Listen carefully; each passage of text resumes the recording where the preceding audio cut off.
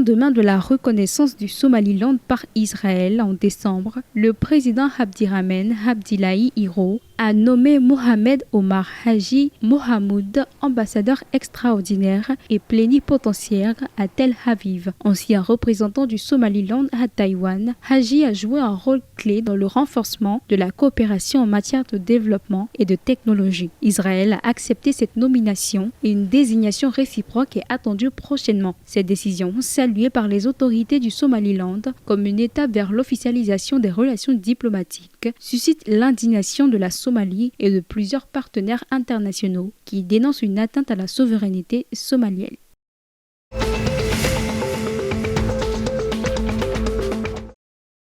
Le président israélien Isaac Herzog a achevé le 25 février sa visite diplomatique en Éthiopie. Il a rencontré son homologue Taye Atske-Selassie qui a mis en avant les liens historiques et culturels entre les deux pays, notamment à travers la communauté Beth Israël. Le président éthiopien a réaffirmé l'engagement de son pays en faveur d'une solution à deux États, permettant aux Israéliens et Palestiniens de vivre côte à côte dans la paix. L'Éthiopie souhaite tirer parti de cette coopération pour développer des partenariats stratégiques dans l'agriculture intelligente et la cybersécurité. Israël, de son côté, cherche à renforcer ses relations avec les États membres de l'Union africaine dans un contexte marqué par les tensions liées au conflit à Gaza.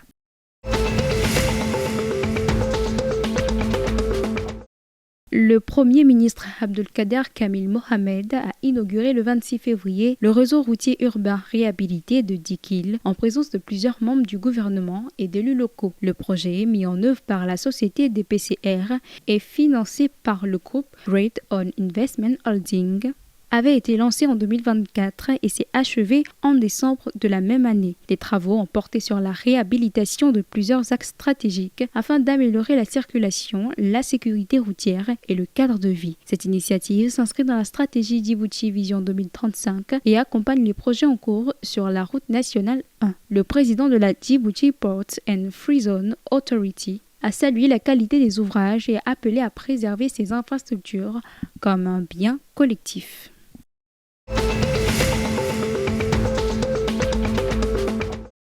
Le Haut Commissariat des Nations Unies pour les réfugiés s'inquiète de l'accélération des rapatriements de Burundais depuis la Tanzanie, alors que plus de 140 000 réfugiés étaient encore recensés fin 2025. L'agence dénonce des pressions et mesures coercitives, rappelant que le droit international interdit tout renvoi vers un pays où la vie ou la liberté serait menacée. Depuis début 2026, plus de 28 000 personnes ont été rapatriées, portant à 180 000 le total depuis 2017. La fermeture annoncée du camp de Nduta en mars accentue les tensions avec des transferts vers Nyaruguzu déjà saturés. Le HCR insiste sur le caractère volontaire, sûr et digne des retours alors que des cas présumés de mauvais traitements et démolition d'abris ont été signalés.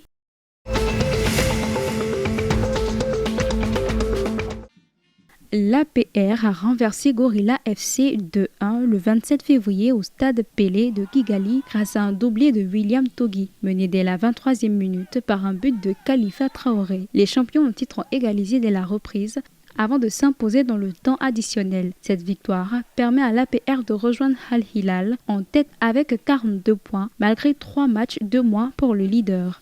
Gorilla reste 14e avec 22 points. Plus tôt, Gazogi United a tenu Al Merrikh en échec de 1 partout, plaçant ce dernier à la 3e place avec 41 points.